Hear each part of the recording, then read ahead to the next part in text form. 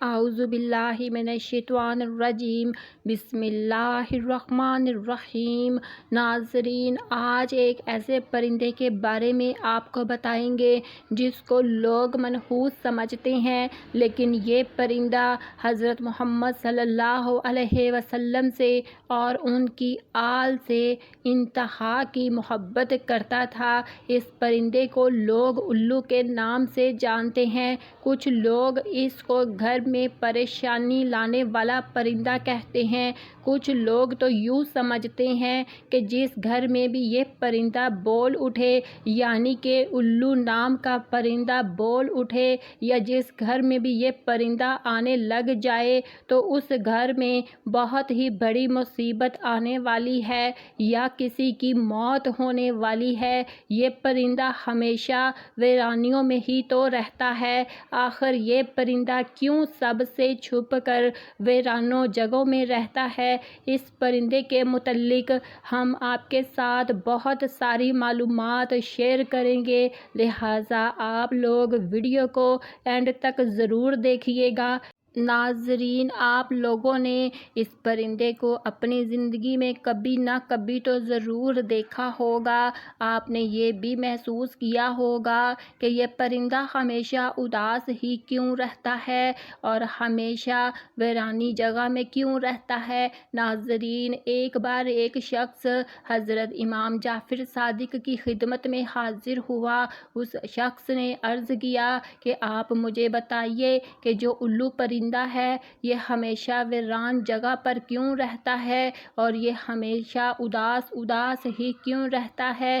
آپ نے فرمایا، اے شخص، جیسے تو آج اس پرندے کو دیکھ رہا ہے، یہ پرندہ ایسے ہمیشہ سے نہیں تھا۔ یہ پرندہ ہمیشہ ویرانوں میں نہیں رہتا تھا اور نہ ہی یہ اداس رہتا تھا۔ اس کے ساتھ ایک واقعہ پیش آیا ہے۔ اس واقعہ کے بعد یہ پرندہ اداس رہنے لگا ہے۔ یہ سن کر اس شخص نے عرض کیا، اے حضرت، کیا ہوا تھا اس پرندے کے ساتھ اور کیا واقعہ پیش آیا تھا؟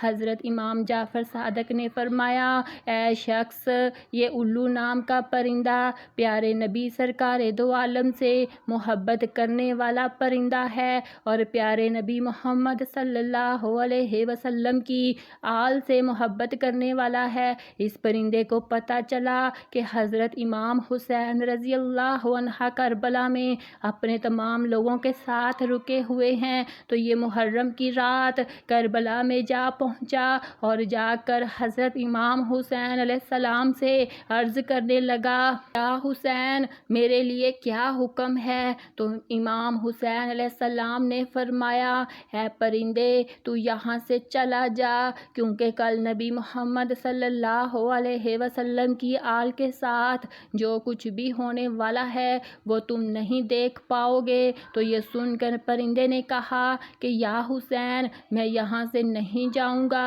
میں یہیں رہوں گا۔ جب الو پرندہ ضد کرنے لگا تو آپ علیہ السلام نے فرمایا کہ ٹھیک ہے، تم رک جاؤ۔ اس کے بعد اس پرندے نے کربلا کا پورا واقعہ اپنی آنکھوں سے دیکھا۔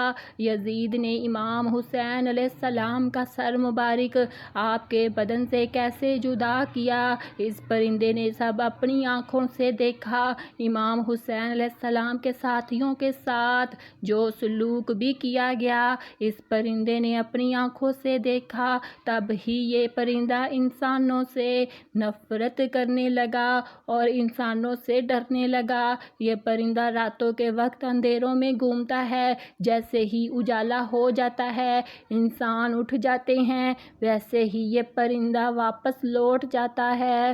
کچھ لوگ الو کو منحوس سمجھتے ہیں، ان کو یہ نہیں پتہ ہوتا کہ یہ منحوس کس وجہ سے ہے، بس ایسے ہی ان کو منحوس کہنا شروع کر دیتے ہیں۔ یہ کسی کے گھر کے آس پاس آ کر بول دے تو لوگ سمجھتے ہیں کہ ہمارے اوپر کوئی مصیبت آنے والی ہے۔ کئی لوگ تو ایسے ہیں کہ لوگ اس کے بولنے کی وجہ سے اپنے گھر بار چھوڑ دیتے ہیں۔ الو کو منحوس سمجھنا یہ ایک جاہلانہ سوچ ہے۔ یہ بیچارہ پرندہ تو کبھی کبھار ہی بولتا ہے، یہ بیچارہ تو انسانوں سے ڈرتا ہے، اس کو کہیں پہ بھی انسان نظر آ جائے تو فوراً اٹھ جاتا ہے۔ یہ پرندہ کسی کا کیا بگاڑے گا؟ آپ کو یہ جان کر حیرانگی ہوگی کہ دنیا میں 205 اقسام کے الو پائے جاتے ہیں، لیکن ان کی پوری قوم کو دو خاص قبیلوں میں بانٹا گیا ہے، ایک برانہ الو اور دوسرا عام الو۔ آپ کو یاد رہے کہ چوہے، کیڑے مکوڑے وغیرہ انسانوں کے دشمن ہوتے ہیں اور ان کے کھیتوں کے دشمن ہوتے ہیں، لیکن الو ان کو اپنی خوراک بنا کر کروڑوں کا اناج بچاتا ہے اور لوگوں کی مالی مدد کرتا ہے، اس لیے الو انسان کا دوست کہلاتا ہے۔ عام طور پر ان کی عمر لگ بھگ 12 سال ہوتی ہے۔ الو اپنا گھونسلہ بھیڑوں کی چھاؤں میں بناتا ہے یا اپنا گھونسلہ ویران جگہ پر بناتا ہے یا کسی کنویں میں ویران جگہ پر بناتا ہے۔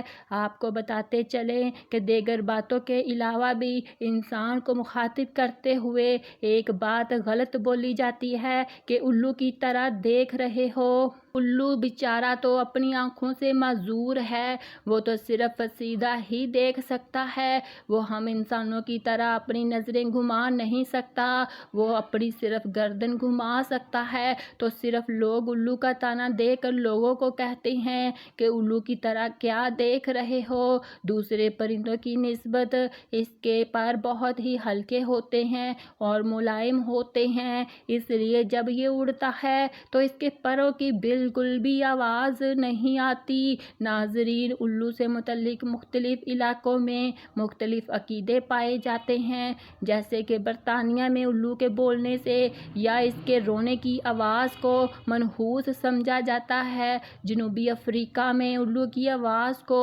موت کی اطلاع سمجھا جاتا ہے، کینیڈا میں لگاتار 3 دن الو کے بولنے سے کسی کی موت سمجھی جاتی ہے، چین میں الو دکھائی دے یا پڑوسی کی موت سمجھی جاتی ہے، ایران میں الو کی اچھی آواز کو خوشی کی خبر مانا جاتا ہے اور رونے والی آواز کو بری خبر سمجھتے ہیں۔ ترکی میں بھی الو کو منحوس سمجھا جاتا ہے، لیکن سفید بالوں والے الو کو صحیح سمجھا جاتا ہے۔ ہندوستان میں الو کا گھر بیٹھ کر بولنا اچھا شگون نہیں مانا جاتا، لیکن ہندوستان میں دیوالی کے موقع پر خوشخبری لانے کے لیے، جادو ٹونا ختم کرنے کے لیے الو کی بلی چڑھاتے ہیں، یعنی کہ الو کی قربانی دیتے ہیں۔